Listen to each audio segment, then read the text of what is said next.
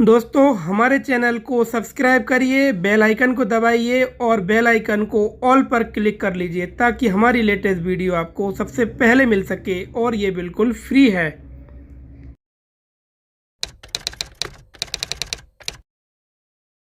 दोस्तों इस वीडियो में हम बात करेंगे किरायानामा 11 महीने के लिए ही क्यों बनवाया जाता है। तो दोस्तों सबसे पहले हम आपको किरायानामा क्या होता है ये बताएंगे, फिर किरायानामा 11 महीने के लिए ही क्यों बनाया जाता है ये सारी डिटेल इस वीडियो में हम आपको बताने वाले हैं। तो नमस्कार दोस्तों, मेरा नाम है एडवोकेट राजेश लोधी। आप सभी का बहुत बहुत स्वागत है हमारे यूट्यूब चैनल पर। दोस्तों सबसे पहले हम आपको बताते हैं किरायानामा होता क्या है। दोस्तों किरायानामा जो है किराएदार और मकान मालिक के बीच शर्तों का अनुबंध होता है। इसमें शर्तें लिखी होती हैं दोस्तों, जो मकान या आपने कोई कमरा, रूम या दुकान किराए पे ली है तो उसका क्षेत्रफल लिखा होता है। इसमें सारी डिटेल उस प्रॉपर्टी के बारे में लिखी होती है। तो दोस्तों इसके अलावा किराएदार और मकान मालिक के बीच जो शर्तों का अनुबंध होता है, जैसे कि मासिक किराया कितना रहेगा, दुकान के अंदर कोई तोड़फोड़ होगी तो उसका किस पर जिम्मेदार रहेगा, सारी जो शर्तें होती हैं, जो लेन देन होता है, वो सब किरायानामा में लिखा जाता है। अब दोस्तों आप समझ गए होंगे कि किरायानामा क्या होता है। अब हम आपको बताएंगे कि जो किरायानामा होता है वो 11 महीने के लिए ही क्यों बनाया जाता है। तो दोस्तों किरायानामा को 11 महीने के लिए इसलिए बनाया जाता है क्योंकि स्टाम्प ड्यूटी के भुगतान से बचा जा सके। दोस्तों नियम यह है, रजिस्ट्रेशन एक्ट 1908 के तहत अगर कोई एग्रीमेंट होता है, कोई लीज एग्रीमेंट होता है जिसे किरायानामा कहा जाता है, अगर वह लीज एग्रीमेंट 11 महीने से अधिक का है तो ऐसी स्थिति में उसका रजिस्ट्रेशन कराना आवश्यक होगा। तो अगर दोस्तों रजिस्ट्रेशन होता है तो उसमें रजिस्ट्रेशन फीस और स्टाम्प शुल्क का भी भुगतान करना पड़ता है। ऐसी स्थिति में जब रजिस्ट्रेशन फीस और स्टाम्प शुल्क का भुगतान किया जाएगा तो वह काफी महंगा हो जाएगा। सामान्यतः दोस्तों 11 महीने का एग्रीमेंट बनाने में ये दोनों चीजों की जरूरत नहीं होती है। अगर आप 11 महीने का किरायानामा बनाते हैं तो आपको ना तो उसको रजिस्टर्ड कराने की आवश्यकता है, ना ही उसमें आपको स्टाम्प ड्यूटी देने की आवश्यकता होती है। अब दोस्तों हम आपको बताएंगे कि जो किरायानामा है, लीज एग्रीमेंट है, उसको आप बनाते हैं 11 महीने का तो आपको किन किन बातों का ध्यान रखना चाहिए।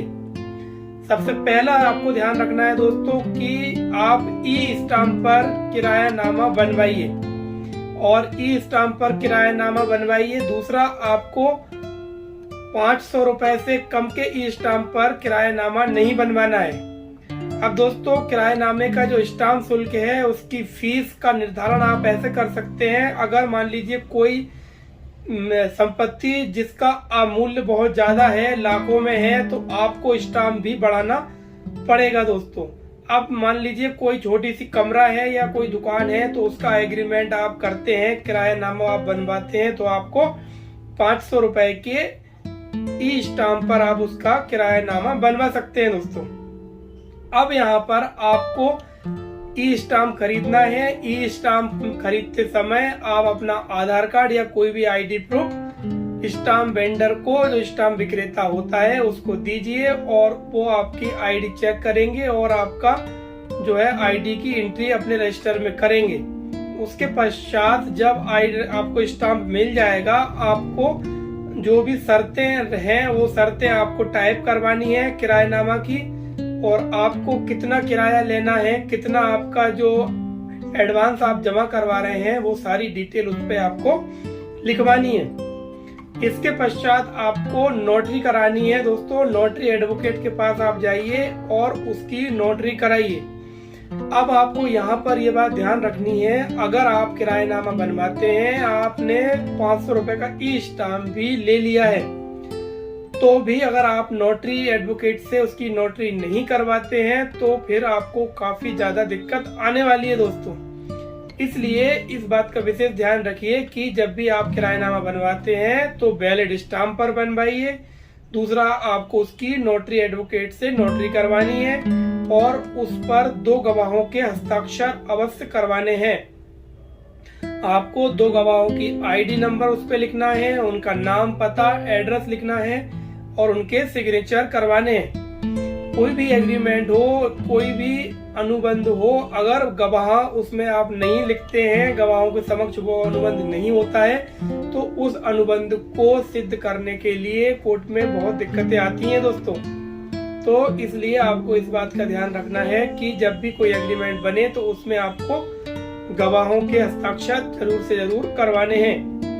तो अब हम आपको बता रहे थे किराएनामा के सारे डिटेल्स। आप आशा करते हैं आपको ये वीडियो समझ आई होगी। दोस्तों हमारे चैनल को सब्सक्राइब करिए, बेल आइकन को दबा के ऑल पर क्लिक करिए और ऐसी ही मनोरंजक वीडियो देखने के लिए हमारे वीडियोस को ज्यादा से ज्यादा शेयर करिए। तो अब हम मिलेंगे नई जानकारी के साथ।